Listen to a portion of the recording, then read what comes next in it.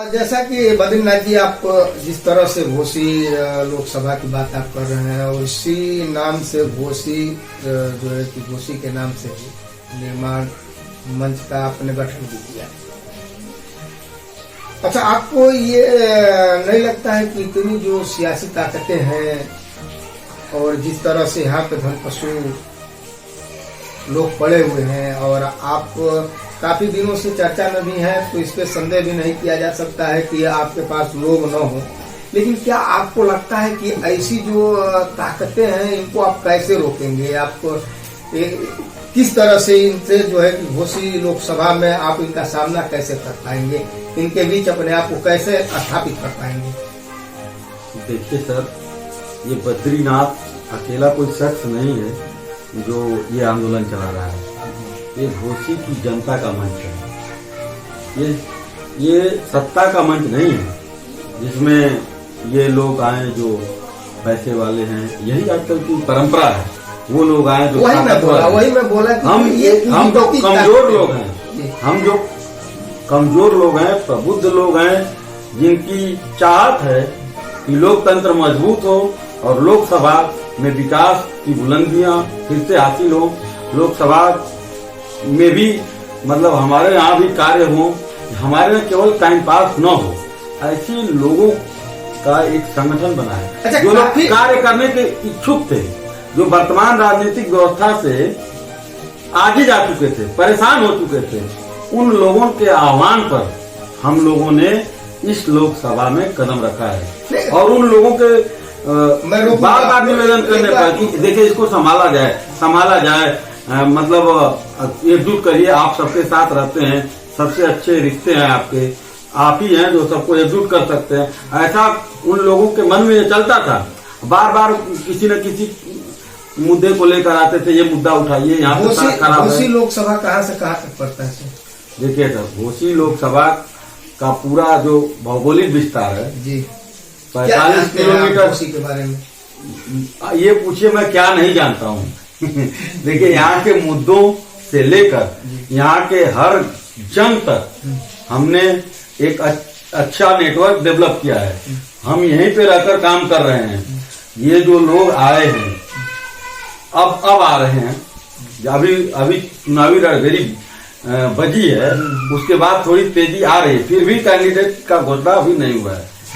ये जो लोग भी आ रहे हैं 1 जून के बाद भागने वाले हैं, चाहे ये जीत के भाग जाएं, चाहे हार के भाग जाएं। आप कैसे जनता को विश्वास दिलाएंगे कि मैं बद्रीनाथ जी और मैं इस समाज को छोड़ के नहीं भूलूंगा?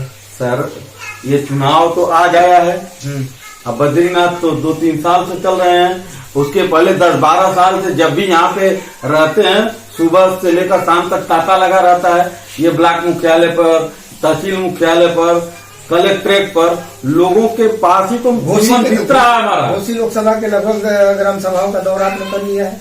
अभी हमने 400 कंप्लीट किया है, और वैसे इनडायरेक्टली हम लोगों ने सबको टच किया है। आप तो जैसे बोल रहे हैं, आप तो भूचाल ला देंगे अन्य दलों के अंदर जो प्रत्याशी आ रहे हैं लोकसभा लड़ने के लिए, तो आप जिस तरह की बात कर रहे हैं और जो आप अपनी एजेंडा को बता रहे हैं, तो आप एक विस्फोट करने जा रहे हैं, राजनीतिक विस्फोट होने वाला है इसमें।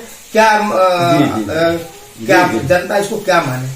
देखिए सर, जनता घोसी की जो है बड़ी प्रज्ञावान है, और जनता से जो भी समय मांगता है, जो भी विश्वास मांगता है, वो उसको देती है। लगता है कि आपको भी देगी। घोसी का जनता, घोसी की, इसका जवाब इसके बाद दे दूंगा मैं।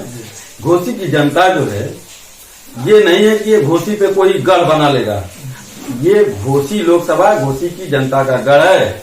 यहाँ पर सपा, बसपा, भाजपा, कांग्रेस, कम्युनिस्ट, समता पार्टी से लेकर निर्दल सांसद भी हुआ करते हैं थे हमारे कल्पनाथ राय जी। कोई पार्टी ये घोसी की जनता पर दबाव न बना रहे कि पार्टियों के बिना घोसी की जनता जीत नहीं सकती है।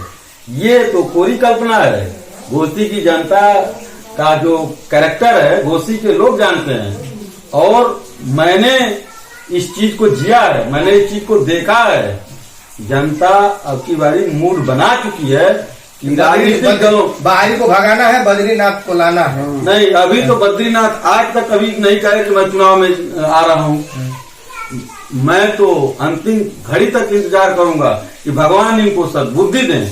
राजनीतिक दलों में ये चेतना है, यहाँ की जनता चाहती क्या है। राजनीतिक दलों ने जनता बद्रीनाथ क्या चाहते हैं, बद्रीनाथ क्या चाहते हैं कि जनता उनको कहे कि बद्रीनाथ जी आप आए, मैं आपको घोसी लोकसभा का ताज पहनाने के लिए तैयार हूँ।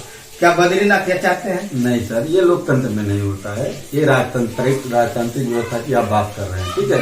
लोकतंत्र में जनता के मत से चीजें हासिल होती हैं और बहुमत से चीजें हासिल होती हैं।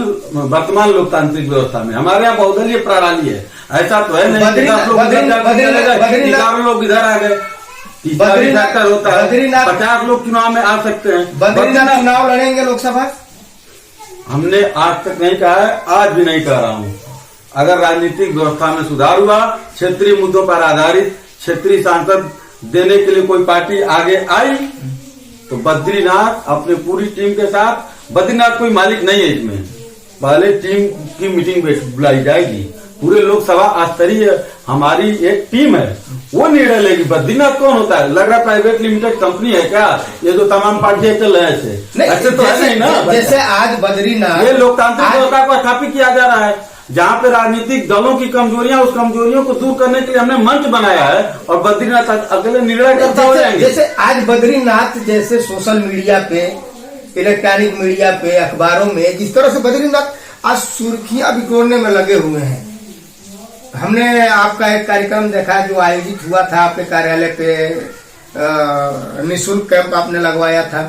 सर वही बात आ गई, अगर डॉक्टर्स, जिले के सम्मानित डॉक्टर्स की टीम अगर आती है हमारे यहाँ, मैं ये तो चाहूंगा कि मेरे ज्यादा से ज्यादा लोगों को लाभ हो। मैं सांसद विधायक तो हूँ नहीं कि मैं तुरंत ये योजना सैंक्शन कर दूंगा, लेकिन जहाँ भी जब भी मेरे लोगों को जो भी जरूरत होगी, मेरी जितनी क्षमता है वो क्षमता लगाकर अपने लोगों की मैं मदद करूंगा। सरकार को करनी चाहिए, स्वास्थ्य को लेकर के सरकार को जागरूक होना चाहिए, स्वास्थ्य को, शिक्षा को लेकर के सरकार को आगे आना चाहिए। इन सब जो एक पॉलिटिकल जो एक जिम्मेदार पर्सन की जो एक जिम्मेदारी होती है, उस जिम्मेदारी को बद्रीनाथ प्रयास कर रहे हैं उसको निभाने के लिए। जैसे कभी स्वास्थ्य को लेकर के ये घोसी लोकसभा मेरा घर है जी, और मैं अपने परिवार को विलक्षता नहीं देख सकता हूँ। साफ सी बात है, अगर जरूरत पड़ेगा तो मैं अपना सर्वस्व न्यौछावर करूंगा, लेकिन अपने लोगों पर आँच आने नहीं दूंगा। बद्रीनाथ ग्राम सभाओं में जब जाते हैं किसी, तो क्या लगता है जब किसी ग्राम सभा में बद्रीनाथ जी जब पहुंचते हैं तो वहाँ पे मलिन बस्तियां हैं और भी तमाम गरीब लोग हैं, वहाँ क्या लगता है बद्रीनाथ को? वहाँ जब जाते हो तो क्या लगता है, विकास आखिरी व्यक्ति तक पहुँच पाया है या अभी भी उसकी पहिया रुकी हुई है? जी जी, 24 साल हो गया है, एक काम नहीं किया इन सांसदों ने। किसी सांसद ने कोई कार्य किया हो तो आके जनता के बीच बचाए और बोर्ड लगवाए कि सांसद जी के कर कमलों के द्वारा किया गया ये कार्य है, इसका ये शिलान्यास, ये उद्घाटन है।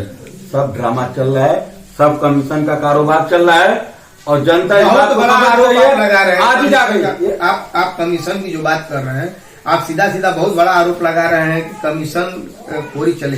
सरकार तो हर चीज पे नकेल लगा दी है, तो फिर अब कमीशन कहाँ है? तो सर हमारे यहाँ की सड़कें बदहाल क्यों हैं? हमारे यहाँ अस्पतालों में इलाज क्यों नहीं है? इसका जिम्मेदार जनता है। हेल्थ कैंप में 2000 लोग कैसे आ जाते हैं अगर उनका इलाज अस्पतालों ने किया है तो? ठीक है, अगर बदहाली नहीं है तो हमारे यूनिवर्सिटी क्यों नहीं बना? अगर बदहाली नहीं तो हमारे इंजीनियरिंग कॉलेज क्यों नहीं बना? बदहाली नहीं है तो हमारे यहाँ के लोगों को रोजगार का अवसर मुहैया क्यों नहीं कराया गया? हमारे लोगों को नोएडा, ग्रेटर नोएडा, गोरखपुर और मेरठ जैसे शहरों में क्यों पढ़ने के लिए और रोजगार के लिए जाना पड़ता है? हमारा इलाका बदहाल है, पूरा देश जानता है और हमारे देश की, हमारे लोकसभा की जनता अच्छी तरह से जानता है। आपको लगता है कि उत्तर प्रदेश में रोजगार का अभाव है? कहाँ है? कहीं तो मैं नहीं देख रहा हूँ। जो ये रोजगार की बात कर रहे हैं, तो अभी पुलिस की भर्ती निकली थी, शिक्षकों की भर्ती निकल रही है, आप रोजगार की बात कर रहे हैं, तो ये कहाँ है? रोजगार तो कहीं पीछे नहीं है, पिछड़ा। रोजगार के अवसर की जहाँ तक बात है, नोएडा, ग्रेटर नोएडा हर 2 किलोमीटर पे इंजीनियरिंग कॉलेज है, हर 3 किलोमीटर पे फैक्ट्री लगी ये हुई तो है। सरकार की उपलब्धि है।